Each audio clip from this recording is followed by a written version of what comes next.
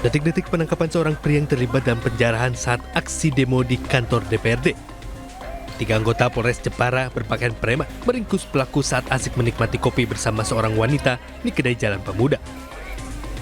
Keterlibatan pelaku dan penjarahan itu diketahui polisi berdasarkan keterangan saksi dan rekaman video CCTV di DPRD. Dalam aksi demo yang berlangsung pada Sabtu malam hingga Minggu dini hari, polisi telah menahan 11 tersangka. 11 tersangka tersebut terlibat aksi anarkis dari pengerusakan, pembakaran hingga penjarahan.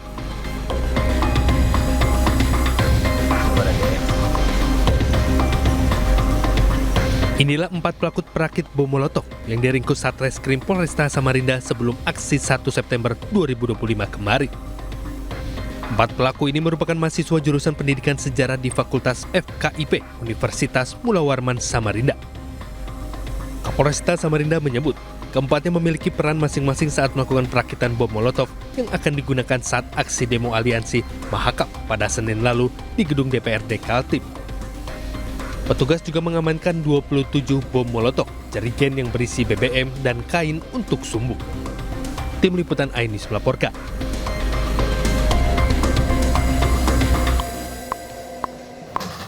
Pemirsa, Polda Sulawesi Selatan menangkap 11 orang tersangka pengerusakan dan pembakaran di kantor DPRD Makassar dan DPRD Provinsi Sulawesi Selatan. Belasan pelaku tersebut diduga terlibat pembakaran, pengerusakan, dan pengambil barang milik negara saat aksi unjuk rasa pada Jumat malam.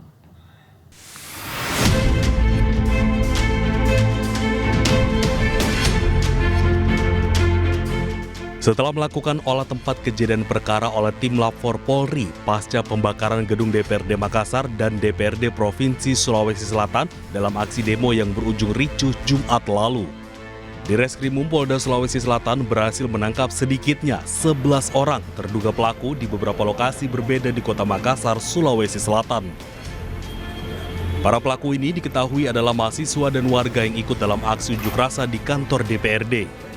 Dari 11 orang yang ditangkap, 8 orang diduga merupakan pelaku pembakaran dan pengerusakan di DPRD Kota Makassar, sementara 3 orang lainnya beraksi di DPRD Provinsi Sulawesi Selatan. 11 orang tersebut telah ditetapkan sebagai tersangka. Polisi pun masih memburu pelaku lainnya untuk mengungkap motif kejadian dan mencari barang-barang milik negara yang sempat diambil oleh pelaku.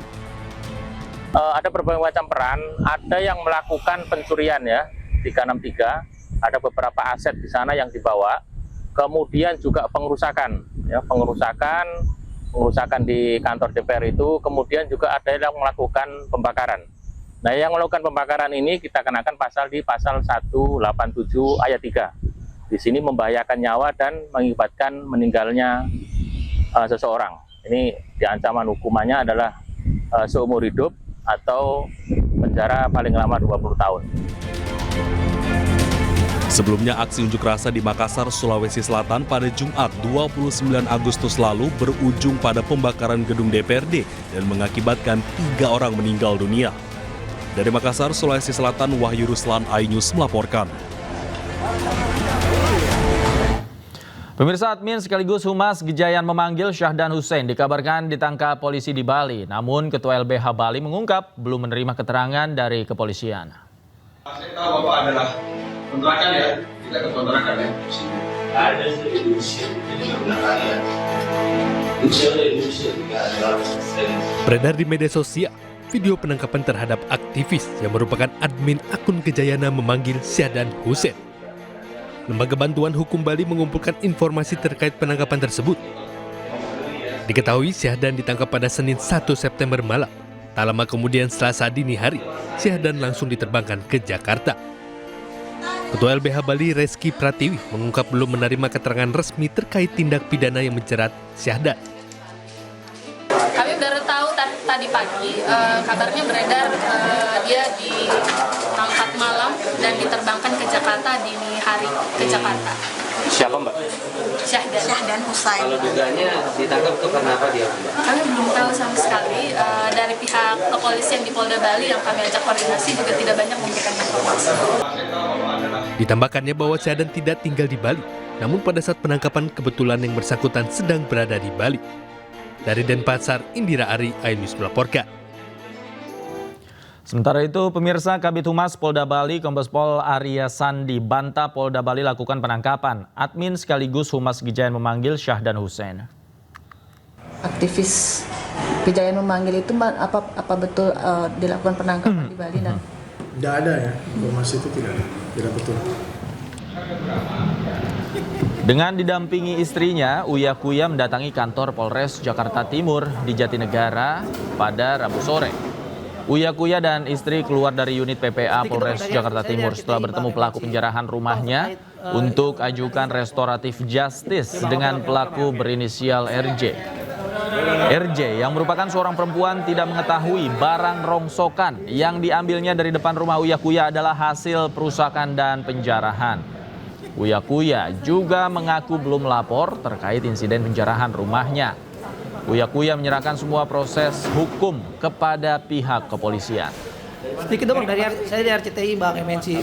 Bang terkait terus terang saya kalau 10 tersangka ini saya nggak tahu maksudnya nggak, karena saya juga sampai sekarang belum buat laporan apa-apa, nggak buat laporan apa-apa. Dan itu kan mungkin hasil laporan model A dari polisi atau mungkin hasil tangkapan polisi pada saat itu. Saya juga nggak mengerti karena tadi urusan saya kan di unit PPA dan khusus buat. Pemirsa, polisi menangkap 18 orang pasca penjarahan rumah Uya Kuya. 10 orang ditetapkan sebagai tersangka, 4 diantaranya terbukti menyerang petugas.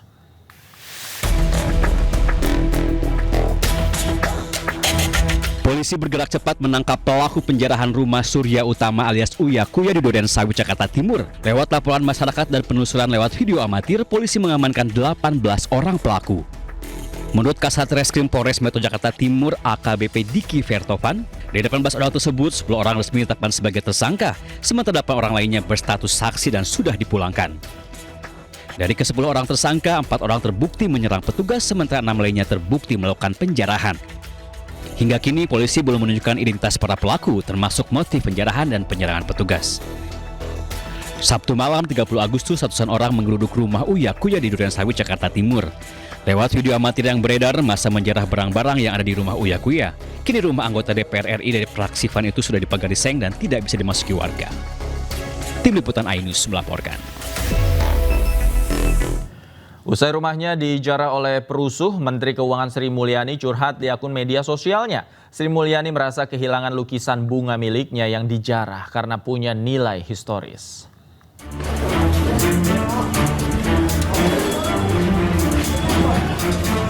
Penjarahan yang terjadi di rumah pribadinya di Jalan Mandar, Bintaro, Minggu dini hari membuat bekas luka mendalam bagi Menteri Keuangan Sri Mulyani Indrawati. Melalui akun media sosialnya, SM Indrawati, bendahara negara itu memposting gambaran luka penjarahan terhadap dirinya dengan mengabarkan hilangnya lukisan bunga karyanya sendiri akibat dicuri penjara berjaket merah. Sri Mulyani mengatakan lukisan bunga yang ia lukis sendiri 17 tahun lalu itu merupakan hasil dan simbol perenungannya serta kontemplasi diri. Lukisan yang dijarah pria berjaket merah itu ia sebut sangat pribadi, layaknya rumah yang dijarah.